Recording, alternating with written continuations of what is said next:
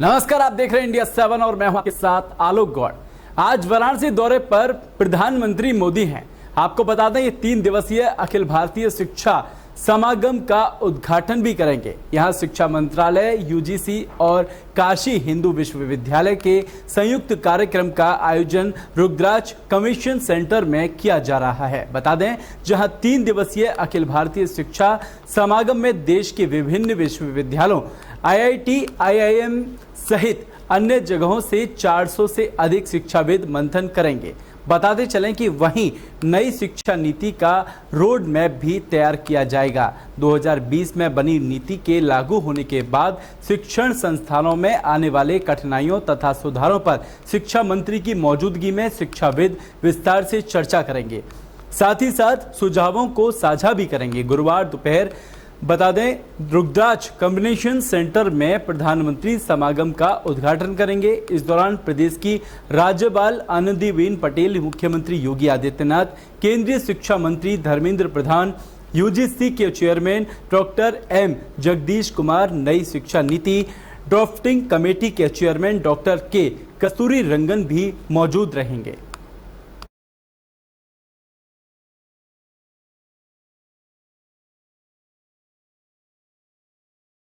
महाराष्ट्र के नए मुख्यमंत्री एकनाथ शिंदे ने आज राज्य सचिवालय मंत्रालय में आधिकारिक रूप से अपना पदभार संभाल लिया है। शिंदे के कार्यभार संभालने से पहले मुख्यमंत्री कार्यालय में पूजा अर्चना की गई।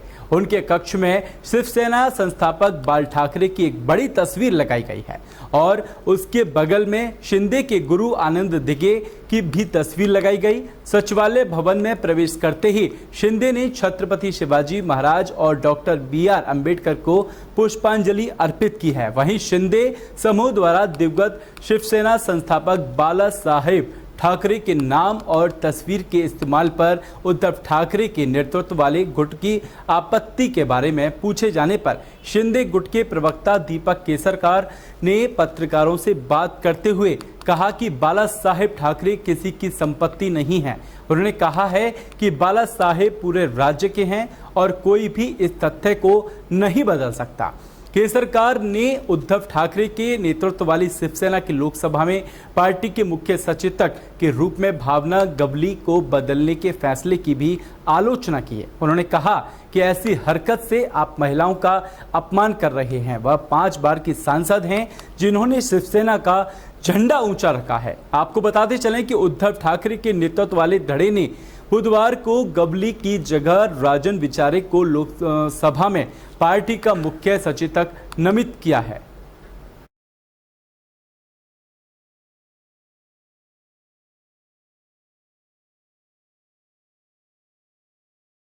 BSF ने पाकिस्तान की नापाक हरकत को एक बार फिर से नाकाम कर दिया। गुरुवार को BSF के जवानों ने गुजरात में भारतीय समुद्री सीमा पार करते हुए 4 पाकिस्तानी मछुआरों को गिरफ्तार कर लिया है। इसके अलावा 10 बोट भी जब्त किए हैं।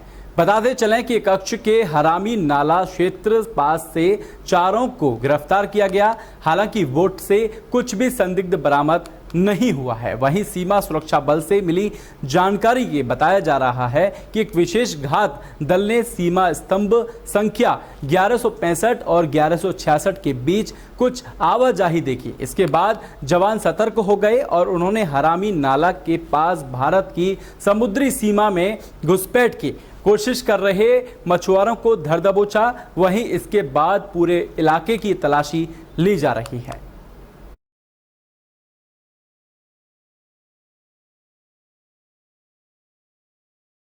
जनपद एटा में बीजेपी के तेज तर्रार और उन्नाव से सांसद साक्षी महाराज ने नुपुर शर्मा के बाद बयान दिया है। उन्होंने कहा है कि देश में हुए घटनाक्रम पर सनसनीखेज बयान देते हुए उन्होंने मस्जिद आतंकवादियों के अड्डे हैं। उन्होंने कहा है कि मदरसे और मस्जिद शिक्षा का संस्थान है, लेकिन वहां ऐसा क्या सिखाया जाता है कि मस्जिद से निकलकर कोई पत्थर फेंकेगा और कानपुर प्रयागराज जैसी घटना हो जाए। इसलिए मैं सरकार से अपील करता हूं, जिस मस्जिद से पत्थरबाज निकलते हैं वहां के मौलवी को आजीवन कारावास और मस्जिद पर सदा के लिए ताला लगा देना चाहिए और उन्होंने उनके खिलाफ सख्त से सख्त कार्रवाई होनी चाहिए। सुनिए बयान। मैं पहले ही कहता रहा हूँ और मेरे बयान को विवादित बयान के रूप में प्रस्तुत किया गया था मीडिया के द्वारा। मदरसे आतंक का अड्डा हैं, उनका आधुनिकीकरण होना चाहिए। इसमें मुसलमानों को भी सहयोग करना चाहिए, सरकारों को भी सहयोग करना चाहिए। उसमें इंजीनियर निकलें, आईएएस निकलें, आईपीएस निकलें, अच्छे लोग बच्चे निकलें, उनका भविष्य ठीक हो, वो देश के भविष्य को संभालें। ये होना चाहिए मदरसों में। लेकिन अधिकांश मदरसों में आतंक की शिक्षा दी जाती है। सरकारों को, तद्दत सरकारों को इसमें विवेचना करनी चाहिए, इन पर जांच बिठानी चाहिए और जो लोग दोषी पाए जाए उनके खिलाफ कार्रवाई की जानी चाहिए। खबर उत्तर प्रदेश के एटा से है, जहां अलीगंज थाना क्षेत्र के अगौनापुर मोड़ के पास एक पिकअप वैन ने ऑटो में टक्कर मार दी, जिसमें कई मासूम बच्चों सहित आधा दर्जन लोग घायल हो गए। वहीं टक्कर मारने के बाद पिकअप चालक मौके से फरार हो गया। घटना में 3 मासूम बच्चे, एक महिला सहित आधा दर्जन लोग घायल हो गए। सूचना मिलने के पर पहुंची एम्बुलेंस से घायलों को अलीगंज सीएससी में भर्ती कराया गया। वहीं गंभीर रूप से घायल 4 लोगों को हायर सेंटर रेफर कर दिया गया है। ऐसा हुआ जैसे हमारे गांव से उधर से आती है अगौनापुर से पिकअप आते दूध वाली, ठीक है, उधर से निकली, ठीक है, और ये टेम्पू है ना, टेम्पू जो अलीगंज से इधर आ रहा था, ठीक है, तो जैसे इधर ये पिकअप लगी, ठीक है, एकदम फुल स्पीड पे, उधर टेम्पू फुल स्पीड पे, तो आमने सामने सीधा टक्कर हो गई। लगभग कितने लोग घायल हो गए होंगे? लगभग एक बच्चा नीचे पड़ा था जमीन पे। लगभग 7-8 लोग घायल हो गए हैं। कितने होंगे? देखो लगभग 4-5 लोग।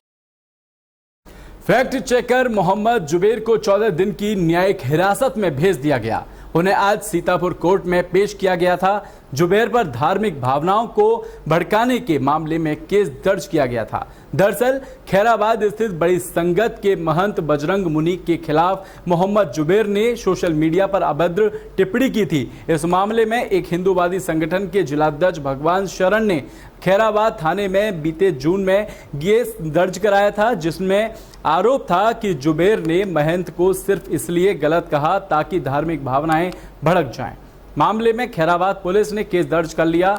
वहीं जुबेर को कुछ दिन पहले ही दिल्ली पुलिस ने गिरफ्तार किया था। उन पर धार्मिक भावनाओं को भड़काने के साथ साथ अन्य कई मामले दर्ज हैं।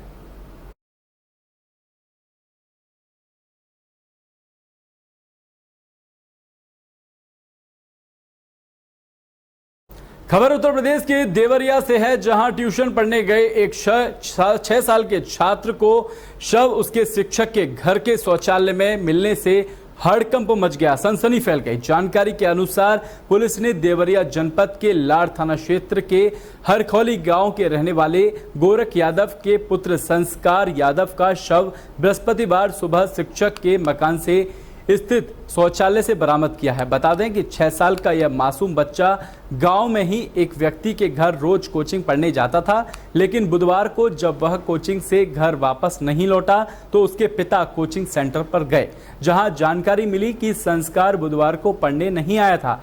इसके बाद परिजन उसकी तलाश में जुट गए। इसके बाद देर शाम गांव के ही खेत में एक पत्र मिला, जिस पर यह लिखा गया था कि बालक के पिता गोरख यादव 5 लाख रुपए की व्यवस्था करें, नहीं तो तुम्हारे लड़के को नहीं छोड़ा जाएगा। यह पत्र मिलते ही परिवार सहित पूरे गांव में हलचल मच गई। इसके बाद घटना की जानकारी परिजनों ने पुलिस को दी। सूचना मिलने के बाद पुलिस टीम छात्र की खोजबीन में लग गई। कोचिंग पढ़ाने वाले शिक्षक के नाती को हिरासत में लेकर पूछताछ की तो उसने सारी सच्चाई उगल दी। उसने पुलिस को बताया कि संस्कार का शव घर के शौचालय में ही है। वहीं पुलिस का कहना है कि छात्र का शव बरामद कर लिया गया है और घटना के कारणों के बारे में जानकारी जुटाई जा रही है। मामले में संलिप्त लोगों के खिलाफ कठोर कार्रवाई की जाएगी। देवरिया जनपद में थाना लार क्षेत्र की घटना है, जहां पर देर रात्रि को पुलिस को सूचना प्राप्त हुई कि एक 6 वर्षीय बच्चा जो ट्यूशन पढ़ने अपने ही गांव में पड़ोसी के यहाँ गया था, वो उसके अपहरण की सूचना पुलिस को प्राप्त हुई। पुलिस ने तुरंत मौके पर पहुंचकर संदिग्ध व्यक्तियों से पूछताछ की, अपनी कार्रवाई प्रारंभ की। जहां ये लड़का ट्यूशन पढ़ने गया था, उसी ट्यूशन टीचर के नाती ने पुलिस से पूछताछ में इस घटना को करना स्वीकार कर लिया और इसी की निशानदेही पर ट्यूशन टीचर के घर से ही 6 वर्षीय बच्चे का जो शव है वो पुलिस द्वारा बरामद कर लिया गया है। इस संबंध में संबंधित धाराओं में मुकदमा पंजीकृत किया जा चुका है।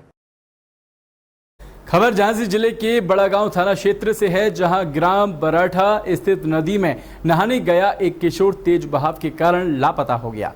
जानकारी होने पर किशोर के परिजनों सहित सैकड़ों की संख्या पर ग्रामीणों ने हंगामा करते हुए सड़क पर जाम लगा दिया। जानकारी मिलने के बाद एसपी सिटी और सीओ सदर सहित भारी पुलिस बल ने मौके पर पहुंचकर कड़ी मशक्कत के बाद जाम खुलवाया।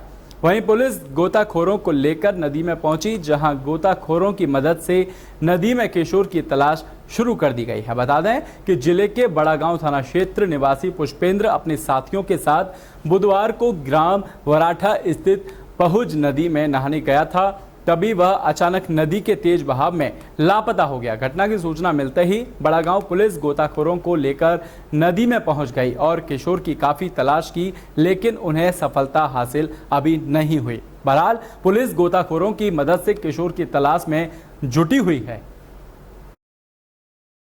एक बच्चे की बराठा घाट पे नहाते समय डूबने की सूचना प्राप्त हुई थी। इस पर तत्काल पुलिस फोर्स मौके पर जाकर के रेस्क्यू और बचाव कार्य कर रहा था। इसी बीच कुछ लोगों द्वारा हाईवे को जाम करने का प्रयास किया गया था। उनको समझा बुझा करके पूरी टीम द्वारा क्षेत्राधिकारी सदर और डिप्टी एसपी चिरगांव द्वारा उनको समझा बुझा करके कानून को अपने हाथ में न ले, उसे समझा के उनको हटा दिया गया है और राहत और बचाव कार्य जारी है। इसके लिए विभिन्न टीमें बुलाई गई। शीघ्र ही बच्चे को बरामद कर लिया जाएगा। WHO ने भारत और कुछ अन्य देशों में कोरोना के ओमिक्रॉन वेरिएंट के नए उपस्वरूप BA.2.75 मिलने की पुष्टि करने के साथ ही सतर्क किया है। WHO के महानिदेशक ने कहा कि भारत और अन्य देशों में कोरोना वायरस के इस नए रूप का पता चला है। गैब्रिसियस ने एक प्रेस कॉन्फ्रेंस में कहा कि पिछले 2 सप्ताह में दुनिया भर में कोरोना के नए मामलों में करीब 30% की वृद्धि हुई है। WHO के 6 उप क्षेत्रों में 6 से 4 पिछले सप्ताह वृद्धि देखी गई है। यूरोप और अमेरिका में ओमिक्रॉन के BA.4 और BA.5 के कारण कोरोना लहर चल रही है। इसी बीच भारत जैसे देशों में BA.2.75 नामक एक नए सब स्ट्रेन का भी पता चला है। इस पर नजर रखी जा रही है।